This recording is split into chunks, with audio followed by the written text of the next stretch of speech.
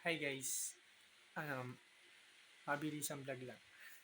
Gusto ko lang share sa inyo yung 5 different love languages and yung best para sa akin.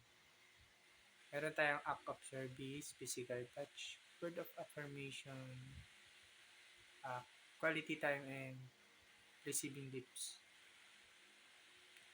Para sa akin is quality time.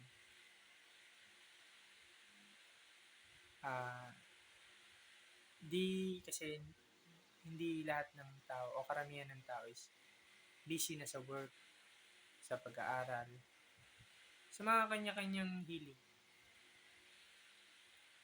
Pero para sa akin, kung mahal mo talaga yung isang bagay o isang tao, paglalaanan mo siya ng oras. Example na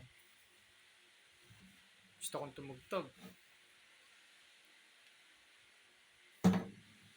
Binibigyan ko siya ng oras, practice, dahil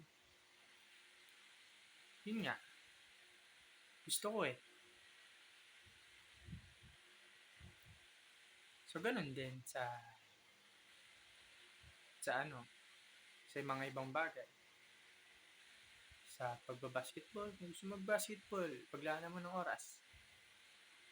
Kung gusto mong gumaling sa online games, wag naman masyadong paglaanan ng oras. Siyempre,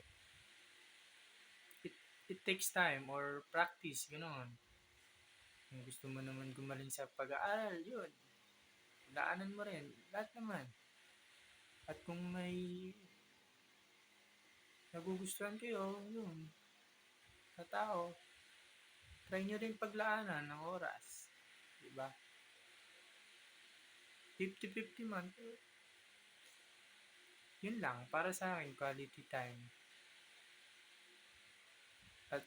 At saka naniniwala rin kasi ako sa kasabihang pag may gusto, may paraan, pag ayaw, may dahilan. Diba? And yun lang. Para sa akin.